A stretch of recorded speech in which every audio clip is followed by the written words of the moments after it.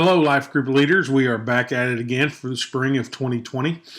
And in the first one that I'm recording, it depends on which one you're doing this week, but I'm looking at King Saul and his compromise, and it's lesson 17 in storing through the Old Testament.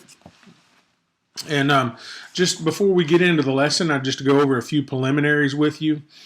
I know that there may be some of the life groups that have changed as far as composition goes and size. And so, I want you to constantly be evaluating, are we at the point where we need to branch?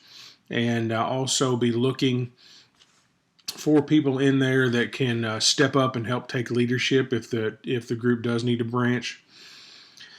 In addition, I want to encourage you to keep recruiting.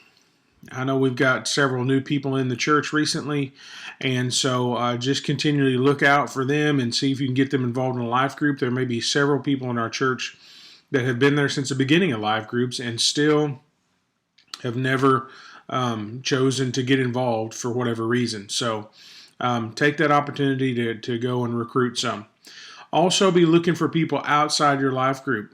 This can be an evangelistic tool, and I know we're going over the Who's Your One campaign right now, but that can be done as your life group. You can be done as a group where you all bring somebody in and try to lead them to the Lord, even in the midst of going through the scriptures and just developing relationships there. So I would encourage that. But this week we're going to look at King Saul and his assignment that he was given by God through the prophet Samuel, and see how that works. I just want to give you a little bit of background on this passage. As we come to 1 Samuel chapter 15, God gives Samuel a message to give to Saul that he is supposed to go and wipe out the Amalekites. Now, this is important because this would be a fulfillment of prophecy. If you remember back in Genesis chapter 17, the story where Moses is on the mountain and he's holding up his arms, and as long as he keeps his arms up, Israel prevails, but if he puts his arms down, then the Amalekites prevail. And they are fighting them because the Amalekites have attacked their rear guard there and killed and taken out some of the weaker, some of the slower, as they were coming out of Egypt. Now, this obviously angers God, and he vows in Genesis, I'm sorry, it's not Genesis, it's Exodus 17, that there will be war from generation to generation, but at some point he will utterly wipe out the Amalekites. And also in Deuteronomy, there's another passage there, I believe in chapter 25, where God talks about do not forget the Amalekites and what they did to you coming out of Egypt. And so here, Saul has been anointed king. Samuel comes and reminds him of that and gives him this order to go and wipe out the Amalekites. And I want you to think about the honor that would be that King Saul would have and go and fulfill this prophecy that's been given. And God said he was going to do this thing. So this is a no-lose proposition for King Saul, if he will just go and do what God has told him to do. And so that's a little bit of the background of this passage. Unfortunately, Saul does not do everything that God tells him to do. As you've probably read through already, Saul takes 200,000 men and they tell the Kenites to get out of the way so they don't destroy them. And they go and they defeat the Amalekites. And 200,000 men, they devote everything to destruction except for King Agag and the choicest of the sheep and the fattened calves and the oxen. And so they decide to take for themselves the spoils of war. And then God cries out to Samuel and tells him, or God gives a word to Samuel and says, I regret that I have made Saul king. Now, this is important, this word regret, because sometimes we think that some people get the impression that God had made a mistake in some way. Well, that word is used 3 times, I believe, in this passage. At least that's the word that's used in ESV. Some translations will say, I'm sorry that I have made Saul king. But it's used here and also back in Genesis chapter 6, where it is, where specifically there, it is translated as sorry. And it's in relationship to the fact that God was sorry that he had made mankind because they were so utterly sinful and so corrupt on the face of the earth. And so here you have this connection between Genesis chapter 6, verse 7, and also here in 1 Samuel 15, because he said, I regret that I have made Saul king. So God is grieved. That's what that word regret means. He's sorry. He's grieved that he made Saul king.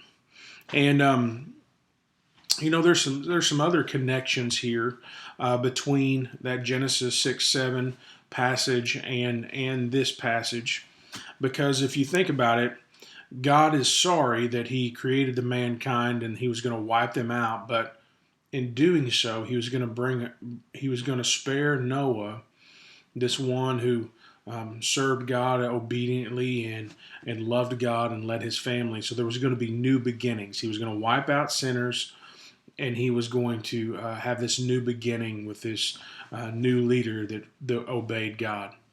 Likewise, here, Saul has disobeyed God, and God is going to remove him from the kingship of Israel, and he was going to bring somebody else in, a man that was after God's own heart. And so you kind of see some parallels there of this new beginning for Israel, or this new beginning after the flood, and now a new beginning for Israel as God will appoint David as king over Israel. And so, but that's important. I think that word regret could trip people up, so just be aware of that. Samuel goes to meet Saul at a place that he thought he would be, and found out that he was not there. He had just set up a monument to himself and his accomplishments at Carmel, and then he went to Gilgal, which was a strategic military point, a strategic site for the nation of Israel. And this is not the first time that Samuel met Saul at Gilgal.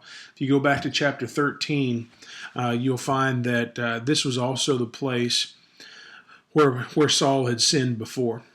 And the way he sinned is that he was going to go out and fight against the Philistines, and Samuel was supposed to come, and they were supposed to offer the sacrifice. But Saul got impatient and went ahead and offered unlawful offered unlawful sacrifice at that point. And Samuel rebuked him there as well. And he said, he told Saul, you have done foolishly. You have not kept the command of the Lord your God with which he commanded you. For then the Lord would have established your kingdom over Israel forever, but now your kingdom shall not continue. The Lord has sought out a man after his own heart. And so you see back in chapter 13, there was prophecy that this was going to happen. Saul had failed to follow the command of the Lord back then, and this time fails to follow the command of the Lord again. And so I think that's a good thing to point out, is that once you fail to follow the command of the Lord, once you're disobedient, it's easier to do that the next time. Samuel goes and confronts him. Saul says, well, I did what God told me to do. I went on the mission. I killed everybody except for King Agag. But the soldiers, they kept the spoil for themselves. So he's blaming somebody else for his disobedience. He is the leader of Israel, so he should have been the one. And so,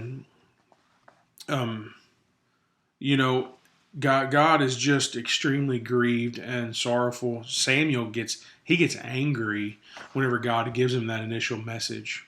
And I think he's angry not at God, he's angry at Saul.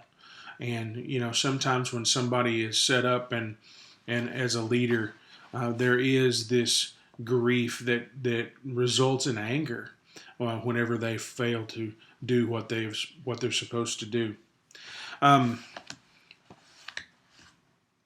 Saul, as you can read, begs Samuel to come with him. Samuel refuses. Saul tears his robe and says that, and then Samuel uses that and says, "This is how the kingdom will be torn away from you." And so, in all of these things, we get through the whole story, and then we come to these questions. And I think there's some very poignant questions in here. And, you might not need to go over all of them, but, talk about question 3 there. How did God feel about Saul's response to his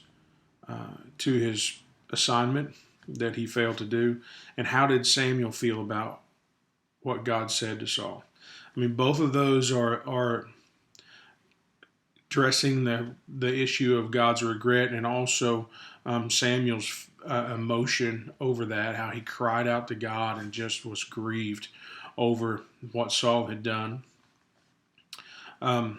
Talk about Saul's disobedience and the consequences for that, and how our disobedience brings about consequences as well.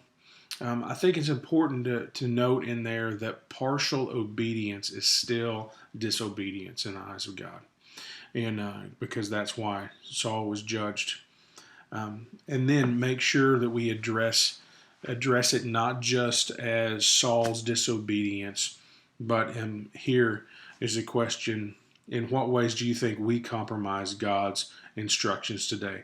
I would encourage you to say, in what ways do you compromise God's instructions today? That way it's not just overarching, it's more pointed at individuals rather than group. Now, there can be group disobedience. There can be disobedience of a church, and so I guess if you wanted to address that, you could. But at least work it down to the individual rather than staying on the group level.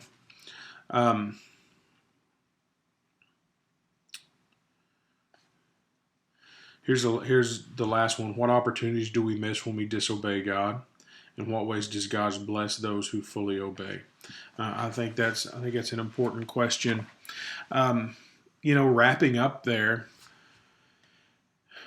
God did not reject Israel because of one man's disobedience. They were his people. He called them his son. And God was working for a purpose. He was going to bring about the kingship of David, who then he would make a covenant with, and said that there would be continually forever one of David's descendants on the throne of Israel. And so, like all of this is pointing to Jesus.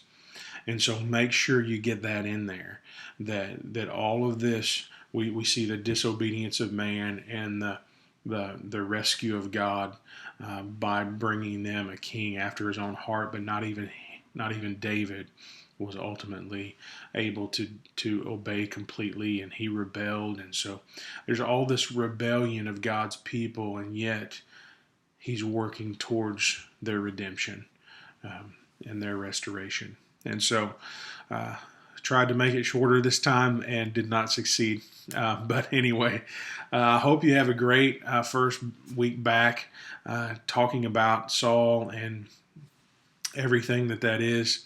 And so blessings to you. And I pray that God would use our groups to not only grow us, but stretch us and get us out of our comfort zone and bringing new people in. Y'all have a blessed weekend. I'll see you Sunday.